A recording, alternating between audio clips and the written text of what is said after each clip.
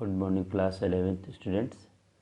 इससे पहले वाले वीडियो में हमने बेंजीन की स्ट्रक्चर्स और एरोमेटिसिटी, साथ में बेंजीन का प्रिपरेशन, इतना पोर्शन हमने कंप्लीट कर रखा है। इस वीडियो में हम बेंजीन की प्रॉपर्टीज़ पर फोकस करेंगे और आप लोग इन सब प्रॉपर्टी से रिलेटेड कॉन्सेप्ट को अच्छे से समझना, क्योंकि ये हमेशा अपने को काम में लेने हैं इन सबको।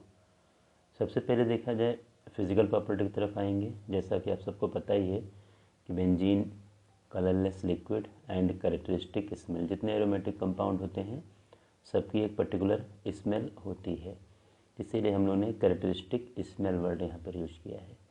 It is immiscible in water, जो कि ऑर्गेनिक सब्सटेंस है। ऑर्गेनिक सब्सटेंस नॉन पोलर होते हैं और वाटर इमिसिबल होंगे, but solvable in organic solvent. Organic solvent सब नॉन पोलर हैं एंड लाइक डिजॉल्व लाइक, इसलिए ऑर्गेनिक सॉल्वेंट जैसे कि आपका ईथर है, एसीटोन है, कार्बन टेट्राक्लोराइड है, कार्बन डाइसल्फाइड है, इन सब में ये बेंजीन मिसिबल होगा। They are inflammable and burn with sooty flame. ये बड़े काम का पॉइंट है। कोई भी कंपाउंड एरोमेटिक है या एलिफेटिक है, इसकी सबसे बड़ी पहचान हमारे पास यह उसका इन्फ्लेमेबल टेस्ट है।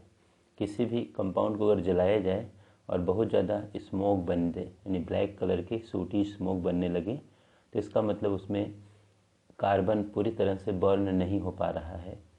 और ये बिहेवियर ज़्यादातर एरोमेटिक कंपाउंड शो करते हैं, क्योंकि उनमें कार्बन का परसेंटेज बहुत ज़्यादा होता है, इसलिए वो सूटी फ्लेम के साथ जलते हैं।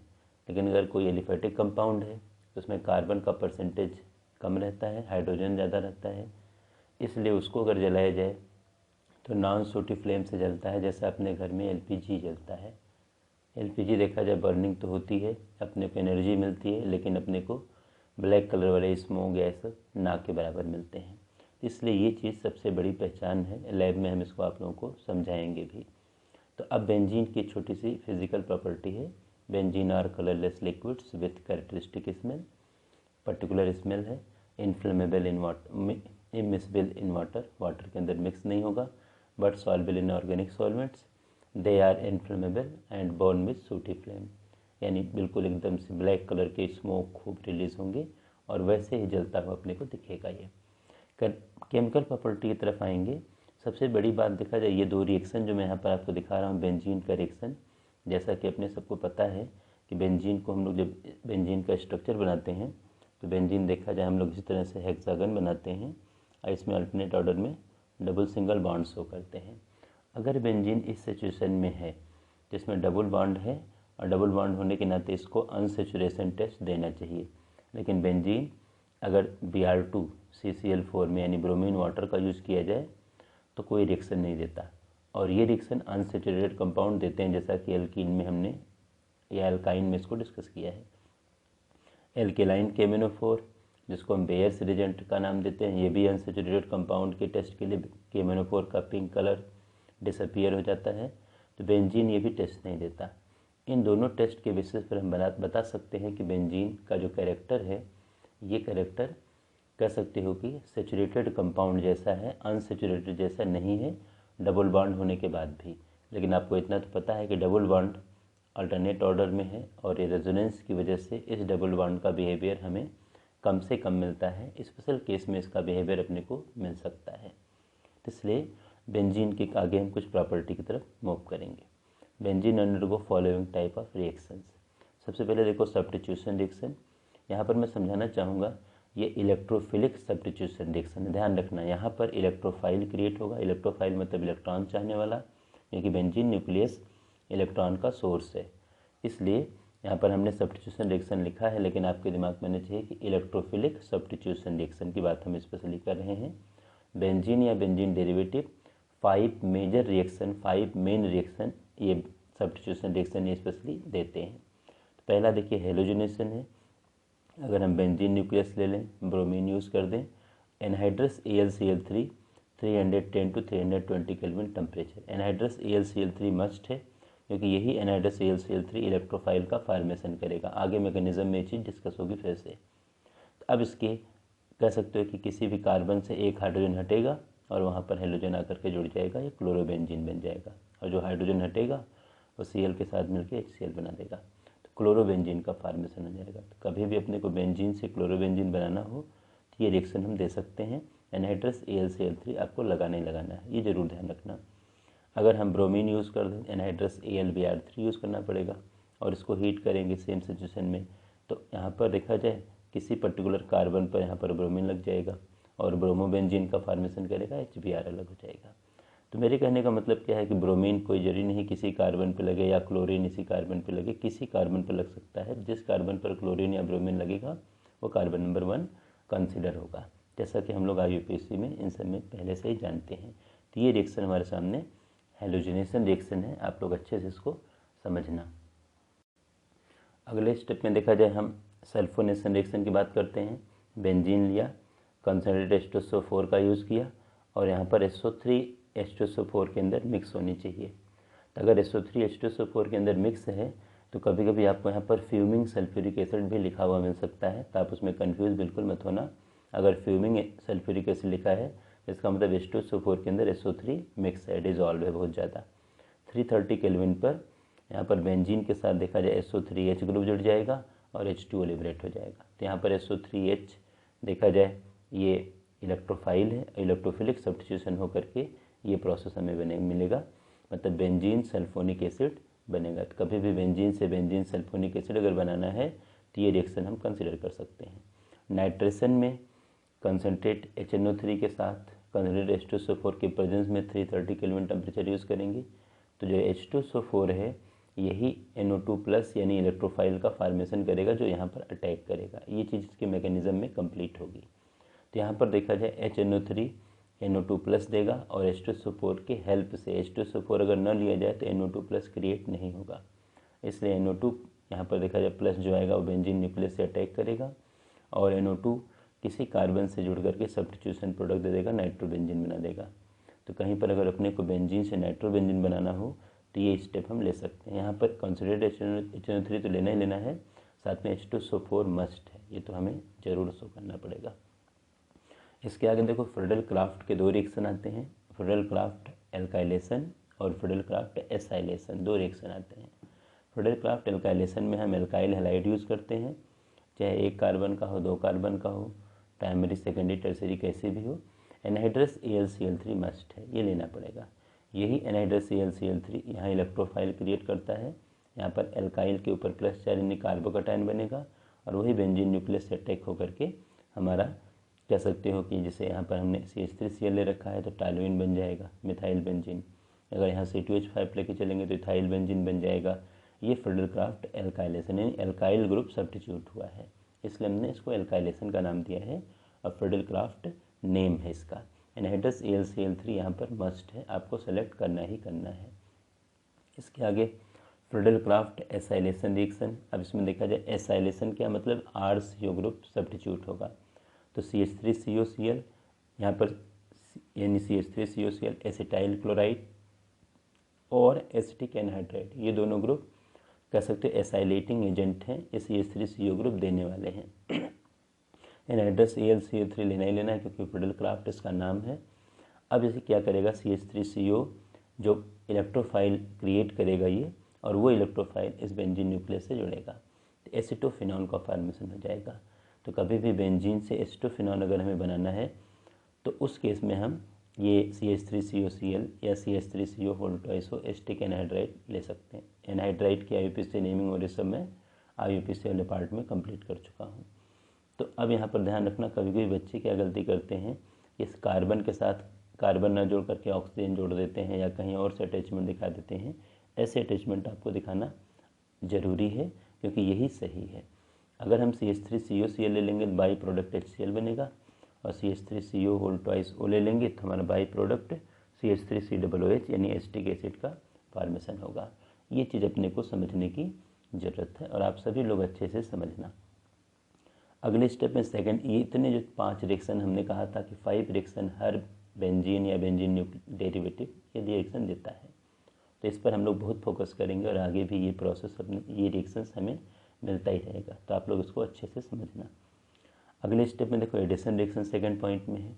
कुछ स्पेशल केस में एडिशन भी होता है बेंजीन न्यूक्लियस में, तो ये थोड़ा सा आप लोग ध्यान से देखिए। अगर हम हाइड्रोजन का एडिशन करा दें, बेंजीन है, हाइड्रोजन का एडिशन करा देंगे निकल के साथ, निकल कैटलिस्ट के साथ, और टेम्परेचर 473 to 573 केल्विन, तो इसके जो तीनों डबल बॉन्ड हैं ये डबल बॉन्ड ब्रेक हो जाएंगे और हर कार्बन की एक वैलेंसी फ्री होगी और हर कार्बन को एक हाइड्रोजन मिल जाएगा, ये साइक्लोहेक्सेन बन जाएगा।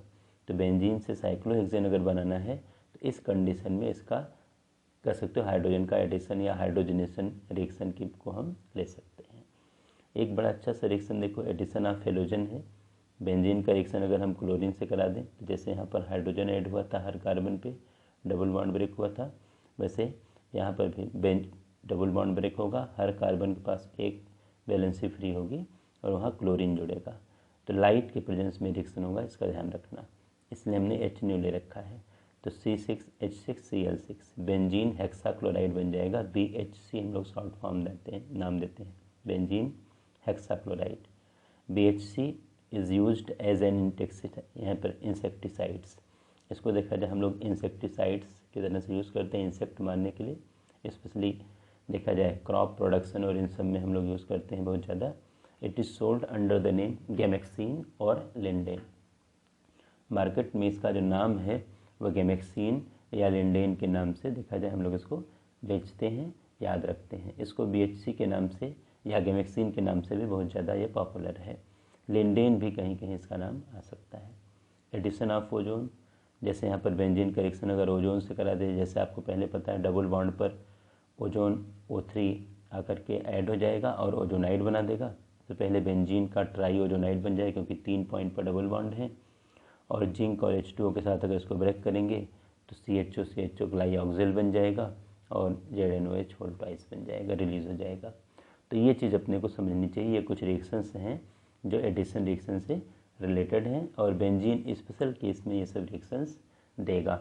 ज़्यादातर बेंजीन की न्यूक्लियर रिएक्शन जो होंगे या बेंजीन डेरिवेटिव के रिएक्शन वो सब्स्टिट्यूशन रिएक्शन होंगे, जो कि हम लोग इससे पहले डिस्कस कर चुके हैं। अब इसकी थोड़ा सा सब्स्टिट्यूशन रिएक्शन की एक मैकेनिज्म डिस्कस करेंगे और फिर इसके आगे हम लोग मूव करेंगे। ये जो आप लोगों के सामने पॉइंट्स हम लोग डिस्कस कर रहे हैं, इसको आप लोग बहुत अच्छे से समझना, क्योंकि ये सब काफ़ी इंपॉर्टेंट पार्ट हैं और थोड़ा सा ध्यान दिया जाए तो इजी गोइंग समझ में आते भी हैं। अब जब हम मैकेनिज्म की जो बात कर रहे हैं, अभी मैं कह रहा था कि electrophilic substitution reaction of benzene के ज़्यादातर रिएक्शन इलेक्ट्रोफिलिक सब्स्टिट्यूशन है। तो जो अभी हम लोगों ने 5 रिएक्शन डिस्कस किए हैं, halogenation, nitration, sulphonation, Friedel Crafts alkylation, Friedel Crafts acylation, सबकी मैकेनिज्म अपने को आनी चाहिए। और यहाँ पर तो हम एक मैकेनिज्म आपको electrophilic substitution reactions of benzene halogenation mechanism को समझा रहा हूँ मैं। बाकी मैकेनिज्म भी इसी से मिलते जुलते हैं, ज़्यादा कोई गैप नहीं है। केवल फर्स्ट स्टेप में इलेक्ट्रोफाइल के फार्मेशन वाले स्टेप में थोड़ा सा आपको ध्यान देना पड़ेगा। जैसे मैंने बेंजीन लिया, क्लोरीन मैंने यूज़ किया एनहाइड्रस AlCl3 के प्रेजेंस में, तो क्लोरीन किसी कार्बन पर जाके सब्स्टिट्यूट होकर ही क्लोरोबेंजीन दे देगा। लेकिन ये बना कैसे, तो इसके थोड़ा सा मैकेनिज्म पर हम चलेंगे। जैसे देखिए AlCl3 का रोल इतना है, एनहाइड्रस AlCl3 का रोल, क्योंकि ये इलेक्ट्रॉन डेफिशिएंट मॉलिक्यूल है। एल्युमिनियम के पास 6 इलेक्ट्रॉन हैं, तो इसको अपना ऑक्टेट पूरा करने के लिए एक इलेक्ट्रॉन का पेयर चाहिए। तो इसके इफ़ेक्ट से जो Cl का बॉन्ड है देखो हेट्रोलिटिकली ब्रेक होगा, ये Cl- बन जाएगा और ये Cl+ बन जाएगा। और जो Cl- बन जाएगा इसके पास इलेक्ट्रॉन का पेयर रहेगा, तो उसको AlCl3 एक्सेप्ट कर लेगा और AlCl4- का फॉर्मेशन कर देगा। और इस क्लोरीन ने चूँकि अपना इलेक्ट्रॉन इस क्लोरीन को दे दिया, इसलिए इस क्लोरीन पर देखो प्लस चार्ज क्रिएट हो जाएगा और ये इलेक्ट्रोफाइल है। Cl+ जो बना है इलेक्ट्रोफाइल का फॉर्मेशन हुआ है। तो इलेक्ट्रोफिलिक सब्स्टिट्यूशन रिएक्शन में सबसे पहला स्टेप इलेक्ट्रोफाइल का फॉर्मेशन है, जो कि हर स्टेप में थोड़ा सा अलग है, अदरवाइज बाकी स्टेप सेम है। अब इलेक्ट्रोफाइल क्या करेगा, बेंजीन न्यूक्लियस पर अटैक करेगा। इलेक्ट्रोफाइल जो कि पॉजिटिव है, बेंजीन न्यूक्लियस देखा जाए यहाँ पर इस पर कोई चार्ज नहीं, लेकिन इलेक्ट्रॉन डेंसिटी हाई है डबल बॉन्ड की वजह से। तो एक पाई बॉन्ड ब्रेक होगा, तो एक कार्बन नेगेटिव एक कार्बन पॉजिटिव, पाई बॉन्ड के हेट्रोलिटिकल ब्रेकिंग से। तो जो कार्बन नेगेटिव होगा उसके साथ हमारा इलेक्ट्रोफाइल जुड़ जाएगा। तो यहाँ देखो Cl आ गया और हाइड्रोजन उसके साथ पहले से था, और ये जो कार्बन जिसने अपना इलेक्ट्रॉन पेयर दूसरे वाले को दिया है, इलेक्ट्रॉन दिया है, उस कार्बन पर देखो प्लस चार्ज क्रिएट हो जाएगा। तो ये जो पोजीशन हमारे सामने क्रिएट होगी और अंदर देखो अल्टरनेट ऑर्डर में डबल सिंगल बॉन्ड है। अब ये जो हमारे पास कार्बोकैटायन बना है ये रेजोनेंस से अपने आप को स्टेबलाइज कर लेगा। कैसे? इस कार्बन पर प्लस चार्ज है, ये डबल बॉन्ड यहाँ शिफ्ट हो जाएगा और ये प्लस चार्ज इस पॉइंट पर आ जाएगा। ये रेजोनेटिंग स्ट्रक्चर क्रिएट हो गया। ये डबल बॉन्ड देखो यहाँ पर डबल बॉन्ड क्रिएट हो जाएगा और यहाँ पर देखो प्लस चार्ज आ गया, तो ये रेजोनेटिंग स्ट्रक्चर क्रिएट हो गया। तो जो ये कार्बोकैटायन बन रहा है ये रेजोनेंस से अपने आप को स्टेबलाइज कर रहा है, इसलिए ये चीज़ अपने को देनी पड़ेगी। और more stable intermediate always form major product, ये हमेशा अपने को ध्यान में रखने की ज़रूरत है। लास्ट स्टेप में देखो क्या होगा, ये जो कार्बन और हाइड्रोजन का बॉन्ड है ये पूरा का पूरा बॉन्ड देखो यहाँ शिफ्ट हो जाएगा, यहाँ डबल बॉन्ड क्रिएट कर देगा। हाइड्रोजन यहाँ पर H+ के फॉर्म में अलग हो जाएगा और इस H+ को AlCl4 माइनस एक्सेप्ट कर लेगा। हमेशा एरो हम इलेक्ट्रो कह सकते कि इलेक्ट्रॉन रिच पार्ट से इलेक्ट्रॉन डिफिशिएंट पार्ट की तरफ लगाते हैं, इसीलिए हम लोगों ने यहाँ पर जैसे यहाँ पे इलेक्ट्रॉन डिफिशिएंट है देखो एरो मैंने इधर लगाया, यहाँ इलेक्ट्रॉन रिच सेंटर है, ये इलेक्ट्रॉन डिफिशिएंट है तो मैंने एरो यूँ लगाया। इन सब चीज़ों का ध्यान रखना। अब ये H इसका Cl लेकर के HCl बना देगा, AlCl3 फ्री हो जाएगा और बेंजीन क्लोरोबेंजीन में चेंज हो गया। ये 3 स्टेप का मैकेनिज्म अपने को आना चाहिए। और इतने ही नहीं, जितने अपने पास इलेक्ट्रोफिलिक सब्स्टिट्यूशन है सबकी मैकेनिज्म अपने को आनी ही चाहिए, क्योंकि बहुत इंपॉर्टेंट पार्ट है। आप लोग इसको ज़रूर अच्छे से समझना और करना, ये ज़रूरी चीज़ें हमारे लिए बहुत हैं। नाइट्रेशन का, एल्काइलेशन का, एसाइलेशन का, सल्फोनेशन का, सबके मैकेनिज्म की आप लोग प्रैक्टिस ज़रूर करना। हमने एक मैकेनिज्म हेलोजिनेशन का आपके सामने समझाया है और वो सब के सब इजी है। फर्स्ट स्टेप में थोड़ा सा गैप है, बाकी सब स्टेप दोनों स्टेप सेकंड और थर्ड सेम है। अब हम इसके आगे आएंगे directive influence of a functional group in mono substituted benzene. कहने का मतलब क्या है कि बेंजीन पर पहले से कोई ग्रुप अगर लगा हुआ है और फर्दर इस क्लोरोबेंजीन का या उस पर्टिकुलर जो डेरिवेटिव है बेंजीन का उसका इलेक्ट्रोफिलिक सब्स्टिट्यूशन कराया जाए, तो जो पहले से ग्रुप अवेलेबल है ये डिसाइड करेगा कि आने वाला ग्रुप आर्थो और पैरा पे जाएगा या मेटा पे जाएगा। ये इसके इन्फ्लुएंस से, इसके इफ़ेक्ट से वो आर्थो या पैरा पे जाएगा या मेटा पे जाएगा। तो ये इस तरह से उसका डेरिवेटिव होगा। तो हम लोग उसी की तरफ बढ़ रहे हैं। ये भी बहुत काम का पॉइंट्स है, आप लोग अच्छे से समझना है इसको। Directive influence of a functional group in mono substituted benzene. क्या समझाना मैं चाह रहा हूँ? When mono substituted benzene is subjected to further substitution, मतलब फिर से उसका सल्फोनेशन कराया जाए, एल्काइलेशन कराया जाए, एसाइलेशन कराया जाए, 2 type of behaviour are observed, either ortho and para products और meta products it predominantly formed. तो जो पहले से ग्रुप अवेलेबल है न्यूक्लियस के साथ वो डिसाइड करेगा कि आने वाला ग्रुप ऑर्थो एंड पैरा पे जाएगा या मेटा प्रोडक्ट डोमिनेंटली बनेगा। तो उसी की तरफ हम लोग थोड़ा सा मूव करना चाहेंगे। जैसे देखिए आर्थो एंड पैरा डायरेक्टिंग और एक्टिवेटर के नाम, मैंने यहाँ पर एक्टिवेटर वर्ड यूज़ किया है। मतलब ऐसे ग्रुप हैं जो आर्थो और पैरा डायरेक्टिंग भी हैं, साथ में बेंजीन न्यूक्लियस को पहले से ज़्यादा एक्टिवेट कर देंगे, मतलब इलेक्ट्रॉन रिच उसको बना देंगे। These groups release electrons and activate the benzene ring. अब ये सब देखा जाए, OH अगर बेंजीन से OH लगा है, OCH3 लगा है, NH2 लगा है, NHCOCH3 लगा है या CH3 यानी अल्काइल ग्रुप लगा है, तो ये सब के सब इलेक्ट्रॉन रिलीजिंग ग्रुप हैं। और अगर ये ग्रुप पहले से बेंजीन न्यूक्लियस से अटैच हैं तो आने वाला जो ग्रुप है वो आर्थो और पैरा पर जाएगा, मेटा पर नहीं जाएगा। डोमिनेंट प्रोडक्ट आर्थो और पैरा डायरेक्टिंग वाला बनेगा। क्यों बनेगा जरा इसको देखिए। यहाँ पर देखो मैंने OH लगा दिया है और यहाँ पर बेंजीन न्यूक्लियस ले रखा है। OH के पास इलेक्ट्रॉन पेयर हैं। अब ये ऑक्सीजन अपना इलेक्ट्रॉन का पेयर देखो रेजोनेंस में इन्वॉल्व करेगा, तो ऑक्सीजन अपना इलेक्ट्रॉन का पेयर यहाँ इन्वॉल्व करेगा, डबल बॉन्ड बनेगा और यहाँ अंदर का जो डबल बॉन्ड ब्रेक होकर के ये आर्थो पोजीशन माइनस चार्ज वाला बना देगा। ये नेगेटिव चार्ज यहाँ बॉन्ड क्रिएट करेगा, फिर ये बॉन्ड ब्रेक होकर पैरा पोजीशन पर देखो माइनस चार्ज बन जाएगा। माइनस चार्ज पैरा पोजीशन वाला यहाँ पर बॉन्ड क्रिएट कर देगा और ये बॉन्ड ब्रेक होकर के आर्थो पोजीशन पर देखो माइनस चार्ज आ जाएगा। कहने का मतलब फिर ये आर्थो पोजीशन का माइनस चार्ज यहाँ शिफ्ट हो जाएगा और फिर O और H यानी O और C वाला बॉन्ड ब्रेक होकर फिर पहले वाली पोजीशन में हम पहुँच जाएंगे। तो इस पूरे स्ट्रक्चर में देखिए अगर इसमें से कोई भी ग्रुप लगा होगा तो बेंजीन न्यूक्लियस का आर्थो पोजीशन दोनों जो हैं और पैरा पोजीशन, ये पोजीशन इलेक्ट्रॉन रिच होंगे रेजोनेंस की वजह से यहाँ पर, और ये ग्रुप इलेक्ट्रॉन रिलीज़ करेगा, इसलिए बेंजीन न्यूक्लियस को पहले से ज़्यादा एक्टिवेट कर देगा। और साथ में इसीलिए हमने एक्टिवेटर वर्ड लगा रखा है। और चूँकि आर्थो और पैरा पोजीशन इलेक्ट्रॉन रिच हुए हैं और इलेक्ट्रोफाइल को इलेक्ट्रॉन रिच सेंटर चाहिए, इसलिए जो फर्दर सब्स्टिट्यूशन अगर हम कराएंगे तो आने वाला प्रोडक्ट आर्थो और पैरा पर एंट्री करेगा, आर्थो और पैरा पर जाकर के अपना डाई डेरिवेटिव प्रोडक्ट देगा। ये अपने को समझना है। मेटा डायरेक्टिंग डीएक्टिवेटिंग ग्रुप, ये भी देखा जाए बड़े काम का ग्रुप है कि हमारा अगर कोई ऐसा ग्रुप लगा हुआ है जो बेंजीन न्यूक्लियस से इलेक्ट्रॉन को अपनी तरफ विड्रा कर रहा है और बेंजीन न्यूक्लियस में इलेक्ट्रॉन डेंसिटी को घटा रहा है, कम कर रहा है, तो वो सब के सब मेटा डायरेक्टिंग होंगे और बेंजीन की एक्टिविटी को पहले से ज़्यादा कह सकते हैं कि लेस एक्टिव करेंगे, मतलब डीएक्टिवेट करेंगे। तो इसमें देखा जाए these groups withdraw electrons from the benzene ring and deactivate it. अब इसमें NO2, CHO, CN, COOH, SO3H, OCH3 ये सब इसके एग्जाम्पल हैं। कोई भी एग्जाम्पल लेकर के हम लोग इसी तरह से रेजोनेंस स्ट्रक्चर बना के अपना काम कर सकते हैं। तो इसको भी आप लोग एक बार देखिए ध्यान से, हम इसी टॉपिक पर चल रहे हैं आपको समझाने के लिए। यहाँ पर देखा जाए मैंने NO2 ग्रुप लगा रखा है, आप सबको दिख रहा है यहाँ पर बेंजीन से नाइट्रोबेंजीन। अब NO2 में NO2 ग्रुप में N और O के बीच में जब डबल बॉन्ड है, ये बॉन्ड देखा जाए O अपना एक्सेप्ट कर लेगा तो नाइट्रोजन पर प्लस चार्ज आ जाएगा। नाइट्रोजन पर जब प्लस चार्ज आएगा तो बेंजीन न्यूक्लियस का जो डबल बॉन्ड है देखो ये ब्रेक होकर के यहाँ डबल बॉन्ड का फॉर्मेशन कर देगा और आर्थो पोजीशन पॉजिटिव हो जाएगा। फिर ये जो डबल बॉन्ड यहाँ शिफ्ट होकर के बॉन्ड बनाएगा और पैरा पोजीशन पॉजिटिव हो जाएगा। फिर ये बॉन्ड शिफ्ट होकर के देखो यहाँ बॉन्ड फॉर्मेशन कर लेगा और आर्थो पोजीशन फिर पॉजिटिव हो जाएगा।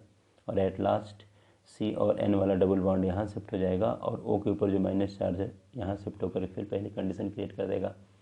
इस पूरे स्ट्रक्चर में आर्थो पोजीशन और हमारा पैरा पोजीशन देखो पॉजिटिवली चार्ज है और इलेक्ट्रोफाइल को इलेक्ट्रॉन रिच सेंटर चाहिए, तो आर्थो और पैरा पर तो जा नहीं सकता, वो केवल और केवल मेटा पोजीशन पर जाएगा और अपना प्रोडक्ट देगा।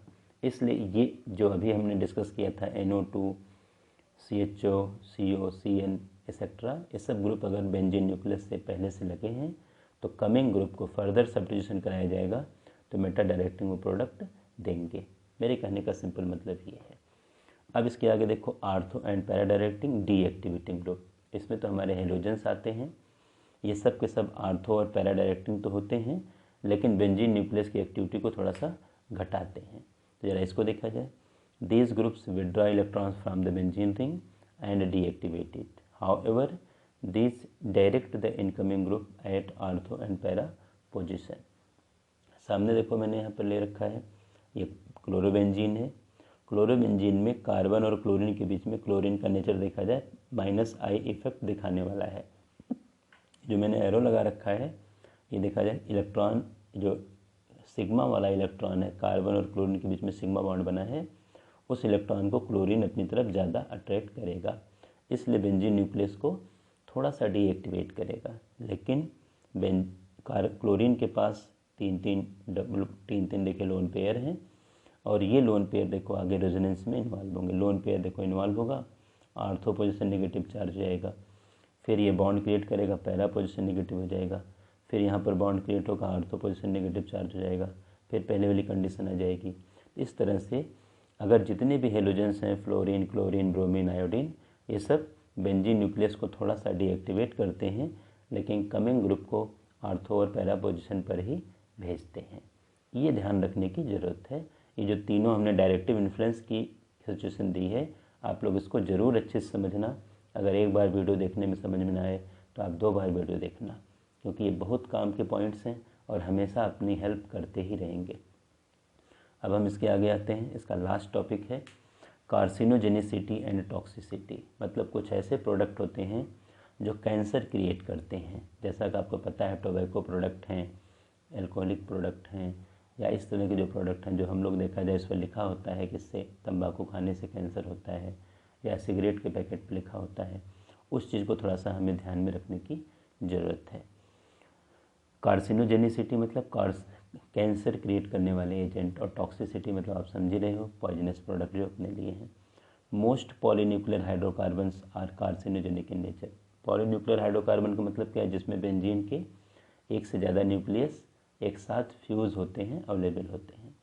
It has been observe that people who work under prolonged exposure to coal tar, जो ये रोड सरफेसिंग का काम करते हैं, डामर डालने का काम करते हैं, tend to suffer from skin cancer. Skin cancer से वो सफ़र हो जाते हैं आसानी से, क्योंकि वो डायरेक्ट कोल तार के कांटेक्ट में हैं और कोल तार में बहुत ज़्यादा पॉलीन्यूक्लियर हाइड्रोकार्बन्स ऑलरेडी होते हैं। Such polynuclear hydrocarbons are formed by incomplete combustion of organic matter such as coal, petroleum, tobacco etcetera. जो सिगरेट और इन सब को लोग यूज़ करते हैं, ये उनके लिए ऐसे उनमें सब में पॉलीन्यूक्लियर हाइड्रोकार्बन्स होते हैं और ये इनको इनकम्प्लीट कंबशन से ये प्रोड्यूस होते हैं, बनते हैं। When these polynuclear hydrocarbons enter in human body, जब अपनी बॉडी के अंदर एंटर कर जाएंगे, they undergo various biochemical reactions, body के अंदर जो रिएक्शंस होते हैं उनको हम बायोकेमिकल रिएक्शन का नाम देते हैं, and finally damage DNA and ultimately lead to cancer. DNA को डैमेज कर देंगे और अपनी सेल कैंसरस हो जाएगी, उसके अंदर कह सकते इरेगुलर डिवीज़न स्टार्ट हो जाएगा और यही स्टेज कैंसर होती है। तो इसलिए अगर आप लोगों को किसी को अगर इसकी आदत है टोबैको प्रोडक्ट या इन सब की, तो आप लोगों को उसको किसी भी कीमत पर जितना जल्दी हो सके छोड़ देना चाहिए, क्योंकि इससे आगे लाइफ को कुछ नहीं मिलना है, बल्कि लाइफ अपनी ख़राब होने की मैक्सिमम चांसेस हैं। क्योंकि हम लोग केमिस्ट्री के बच्चे हैं, इसलिए केमिस्ट्री की बात तो हम लोग हमेशा करेंगे ही करेंगे। अब अपना ये पूरा का पूरा टॉपिक कंप्लीट हुआ। आप लोग इसको अच्छे से समझना, पढ़ना। लास्ट वीडियो अपना हाइड्रोकार्बन का है, आगे इन्वायरमेंटल केमिस्ट्री का पूरा फुल सिलेबस, फुल चैप्टर इस साल डिलीट है, इसलिए ये लास्ट वीडियो मैं आप लोगों को बना रहा हूँ 11th क्लास का। अब इसके आगे 11th क्लास के कुछ अगर डिलीटेड वीडियो बना पाऊँगा तो वो मैं आपको दूंगा, और 12th क्लास में मैं 100% आपका डिजिटल सपोर्ट करता रहूँगा। आप लोग अच्छे से पढ़ाई करते रहिए। कमेंट में अगर किसी बच्चे को कहीं डाउट हो तो किसी वीडियो में, तो आप कमेंट सेक्शन में अपने कमेंट करिए, फिर उसका आंसर मैं आपको दूंगा। अगर आप कमेंट सेक्शन में अपने फ़ोन नंबर भी डाल दो तो मैं आपको फ़ोन करके उसका आंसर भी बता दूंगा या आपकी प्रॉब्लम का सलूशन में निकालूंगा। Thank you.